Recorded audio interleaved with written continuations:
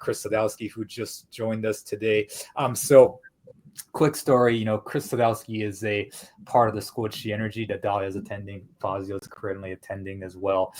It's like I can't say enough good things about Sadowski. Like, seriously, this guy's like a saint. Nicest guy I've ever met, super, super cool. Literally like, the embodiment of like yin energy, like, staying cool and stuff. Such a humble guy. Sorry, 1 second, guys. That might be John. Yeah, so heading home soon. So yeah, John might join us later today if he can make it. If not, no big deal. But so I just want to. John's the other School of Chi Energy person that was possibly coming on today. I interviewed him recently, so if you want to check out his video in his story, I'll put it in the description below. But I want to go back to Chris. Chris is just a phenomenal guy. Amazing energy practitioner as well. So I want to, hear Chris's story a little bit. So Chris, how did you get started in energy work, and how did you end up in School of Chi Energy? Well, long story short, really, it kind of started when I was a kid, like 3-4 years old.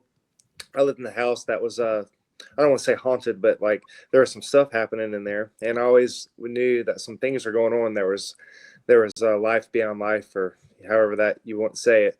And I never told anybody any of it because I said, well, they won't believe me.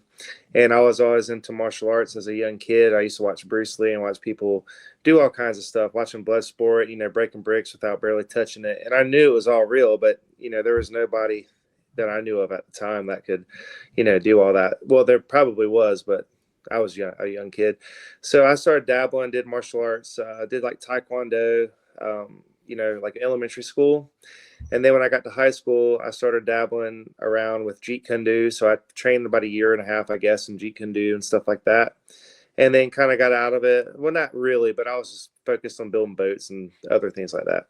So then in 2000, I guess 6 maybe, I started training Aikido, which I'm sure you're familiar with what Aikido is. And we did Sunaka Texagakuho Wadakai Aikido. So my Sensei Sunaka, trained with Marihi Ueshiba, which is O-Sensei, which was the founder of Aikido, which before was Dai Jiu-Jitsu and Dai Chiru and stuff.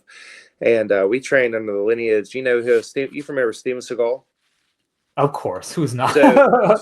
So our lineage is so our sensei trained with his sensei in Japan, in the Wakayama Prefecture, Honshu, Japan. So we had a very tight lineage when it comes to like the founders and stuff. So I was watching Sensei Sunaka like making battery watches go dead on his wrists, and he couldn't be near computers because they would just go dead. And he could do stuff. He could throw you without really touching you and stuff. And a lot of people, they're like, oh, well, that's fake. And when you start out, you have to learn to flip and roll. Like if somebody puts a Kotegaishi on your hand, you have to be able to flip out of it so the guy can perform the technique and you can still flip without getting your wrist dislocated or broken. So at first, yeah, it's like you're not really using the energy, but when you get really good at it and you're doing it for 20 years, and you're doing internal work too, that's another aspect that they don't show you. You're doing certain vortexes and stuff, doing stuff like that, and, holding breath and doing certain things. But so I started doing that, and then I getting into energy work, meditating, practicing moving stuff for fun, and then I was kind of over it, because I did it for so long. I had 8 students I was teaching and all that, and got black belt, whatever. And then all of a sudden I was like, man, you know what? I saw this guy Wim Hof, and I got real intrigued with like doing body temperature stuff, adjusting the temperature in your hand, your heart rate. And I'm got into free diving too, which you can do amazing things with your heart rate and your mind, being able to like cool down, lower your heart rate from like 55, 56, 60 beats a minute to like 30, 28, stuff like that. So I started doing the Tumo thing with free diving. So Tumo is like a yang system. It's like a, you do ice baths and you do this like holotropic breathing exercises. Got certified and all that, did all that stuff. And it actually works really good for building chi. It's just, it's kind of hard on your body. It's hard on your system. You get an ice bath and you're doing stuff or like that, and you're heating your body up. So you're practicing heating your body up, and it's great for survival situations. But I found out real quick, man, it wears you out. Like you'll get in an ice bath for 3 minutes, and then you practice heating up, and man, I'll tell you what, you do it at 8 o'clock at night, you're going to sleep really good. So I did that for like, I guess maybe 3 years, and was getting into, you know, all sorts of meditations that I was doing from my school that I was in. And then one day I was like, man, I really want to see what's up with this stuff. And somehow I stumbled across the School of Chi Energy and made a phone call, talked with Sifu Ciceru, which is amazing. And I was trained with her for a good while. And and then and then I left the school for a little bit, and I was kind of like yanged out for a little while. And then I come back in, and I was like good to go. And I trained with her for a while, and then she moved me to Sifu Jones. And yeah, so it's just kind of like all it wrote. Like with her training, I'll never forget the first day I was talking on the phone with her. She was like, okay. She's like, well, let's just cool down. And when she said it, man, like from right here, I felt the flush, like this, we just kind of went down, like really cool feeling. And man, she cooled me down like 15 degrees, man. And I said, okay, she knows something. So we started doing stuff and training and doing the stuff that we do in the school and practicing on temperature, you know, keeping the form good and focusing. And yeah, so I started training with Sifu Jones, and that's kind of like, that's the long story short, I guess you could say. Awesome. Yeah. Thank you for sharing it. So Dahlia, we finally revealed the name of our instructors. You know, like Chris is like, oh. Was like, I not supposed to say that? Honestly, is like sharing our interviews, you know, on her social media. She shared so like you know, it's totally fine. You know, it's, you know, I didn't get like a permission to talk about them per se, but you know, but I mean, she's openly sharing it, so there, I'm no doubt there's no problem. But I mean, you know, like I've been hesitant to say their names because they're obviously just they're really, really nice people. They're phenomenal with whatever they can do. I can't even comprehend what they're capable of. But they are very, very private people, you know, like, you know, I'll never give them an invitation because I know they'll decline, and like, you know, they don't even really like showing their faces and stuff like that. But they are, I mean, they have like, you know, so much integrity when it comes to like ethics and stuff, and they're just such good people. I mean, like I call Sifu Jones, you know, in like a, you know, a bad period of my life, and he'll just pick up the phone and talk to me. He's that type of guy. He's just such an amazing human being. And, I can't say enough good things about him. I'm not training with them at the moment, but you know, like in due time, I will definitely be back training with them. There's no doubt about that. But yeah, so Chris, you are like a temperature lowering phenom. Like, you know, you are a, you know, heart rate lowering phenom. Dahlia, what do you make of Chris Sadowski's like ability to do that? You were telling me one time that, you know, you're like just impressed by how low he can bring his heart rate down. Like what is the lowest you did, Sadowski? 38, you said? No, I think it's 28. I think 28. Let me see. I'll tell you. I think it's 28. Yeah. Holy crap! How long did it take you to go? So from what to 28, and how long did it take you to? Oh, I did that probably like, let me think, because I've done it several times. I've been to 28 once. I got really good at going like 34, so I could go to like pretty much 56 or 50 to about 34 is pretty easy. But that was, you know, when I start my training in the morning, I'm really relaxed and I can get really euphoric and just pretty much chilling before I can start training. So a lot of times when I start training, my heart rate's already at like 48, 49, sometimes 46. And when I'm training and everything's like, when the temperature is right and I'm in a playful mood, but very relaxed, like kind of peaceful, that's kind of like the best way for me to put it. When you're at peace in your training, that's when a lot of cool things can happen because you're not wound up, you're not too excited, you're just at peace. And when you're at peace, good things happen.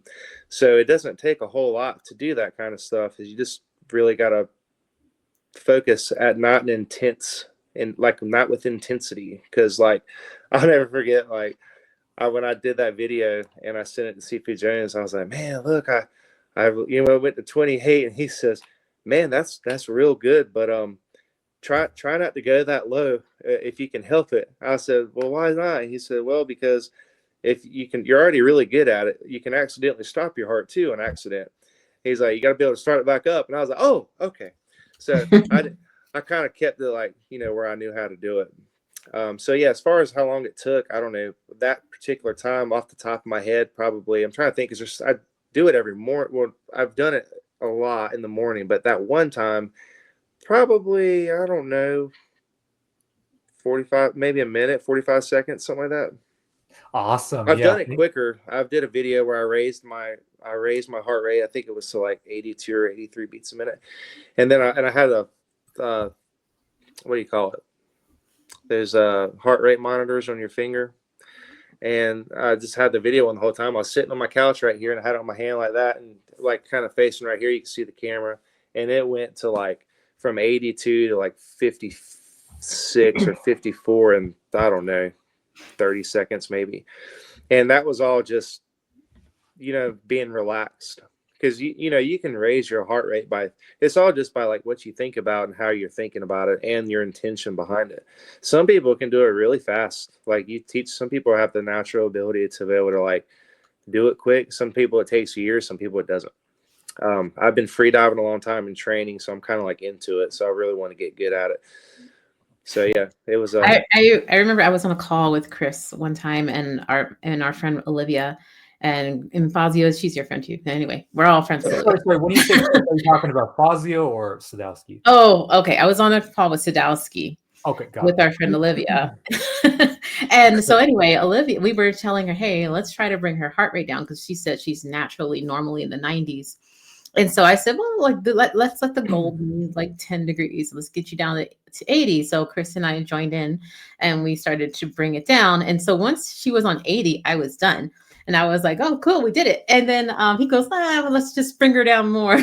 And he actually brought her down to like 47. Yeah. And then she stayed like that for a while, but she was just like, oh, I'm so relaxed, And it was like that. I think the rest of the call, she was down that low, but she's always naturally in the 90s. So that was it. I was like, that's all Chris, because I stopped doing it at 80. So it was impressive. I remember that call, Dahlia. That was pretty awesome, because we were both like, whoa. I mean, she, having a resting heart rate in the 90s and then lowering it to that low was pretty amazing.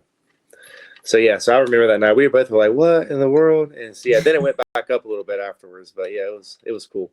And Sadowski is also really good at bringing, with his own temperature, raising it higher and making it lower on command. And Fazio is actually, we love to mess with, how I was messing with Fazio at the event. Well, Chris and I were both messing with him at the Psy Games. And so, even when Chris Sadowski was on the phone with me one time, and Fazio was like across the table. And I remember like, Sadowski starts sending him some cooling stuff, and then Fazio's like, tell him to stop, like out of nowhere. You could just tell exactly what he was doing. That was good. We were that was at the Charlottesville, right? And that was at the Psy Games. The Psy Games, yeah. But we were in Charlotte, and Fazio was like, man, he's like, just when you're talking, he's like, it feels like a refrigerator. Because it's. We can't hear you, Fazio. Oh, everything's like linked up to your. What was that, Fazio? It gets noticeably colder when you start talking. It's like an icy wind just starts to circulate. You're like, oh my gosh. Yeah. How the heck is that possible? Fazio was he was sweating like when we first met. Because everybody's excited, and like it wasn't long, was it?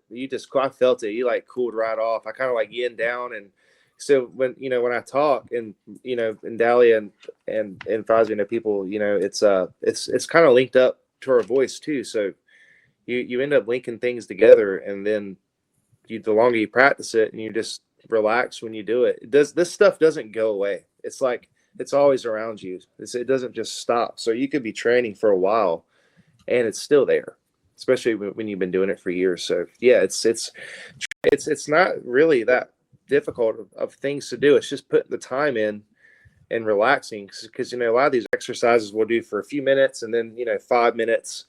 But if you think about it, if you practice, let's say I say, okay, count your heartbeat, try to feel your heartbeat in your hand, right? And so what you're doing, you're kind of meditating, because you're going, okay, I'm going to think about trying to feel, because you're doing something, you're staying active, you're thinking of feeling your heartbeat. Well, if you practice something like that for, let's say, 30 seconds once a day, your brain gets used to these like intruding thoughts always going. Even though you're thinking about one thing, you're still cutting a lot of other stuff out. So when you put your senses on your body over time, you just get pretty good at it. And it's fun, but most people won't stick with it because they'll say, well, I did it for 10 seconds. It's boring. You know, I don't want to do it, because our minds are always like, what are we doing next? What are we doing next? But when you can focus on one thing, you'll be surprised of like how natural you can get at doing something really so simple. It's just really putting the time into it. You know, some people can use their mind in a different way, easier, and it takes them less time to learn it than some other people. And it all depends on who you are, what you do for your job, how you think on a regular basis. But the temperature thing is, you know, I got pretty good at that. I wish I should have brought my temperature gun. I'm at my other house, but I had a video. It wasn't that much. I went from like 95, and I think you saw the video, Dally, like on my hand with the thermometer gun or whatever, laser gun, and I went from like 95, I think that like 84, and it's only a 9-degree difference. But man, there's people. Fazio. Like, there you go. He's got. There are people like there like Andre Bessinger, or is that his name? Andre. Anyways, he went from like 95 degrees to 125 degrees in about a minute, and I don't know if you find mine. I don't know if you know how like hot 125 degrees is, but like it'll burn you. And that's how people can like set things on fire and do cool stuff like that, because the atoms in the air, these biophotons that are everywhere, you can link up with them and you can literally set things on fire without touching it. Now, with that being said, there's a lot of side effects to that too. You don't want to be doing that stuff all the time, but in a survival situation, if it's cold out and you got to make a fire and you get good at it, you can do it. I think Fazio, didn't you do that one time, Fazio? Yep. It's so draining, dude. I don't recommend anybody do it. I wish I had my temperature gun so bad. Oh, you don't have it, Dally? No, it's upstairs. I don't have mine. I had to come over to Shauna's house because I'm on my son's iPad. My phone, the camera won't turn around. That was good. Okay. Well, just funny story real quick. Just real quick. Dahlia calls Sadowski Yin Chris because he's more yin based, and Fazio comes from like Tian Shan Nigong and all this kind of stuff. Like more of a yang based system. So he calls him a Yin Chris. So it's just interesting. But Fazio is becoming Yin Chris as well. He's learning the yin system. Which is a lot more safer and still side effects for sure because it's chi based, obviously, but we try to minimize side effects as much as possible. But yeah, so Fazio's Yang Chris, Sadowski is Yang Chris. That's sometimes we when we're talking on the phone, we're talking about them. He'll be like Yang Chris, Yang Chris. But anyways,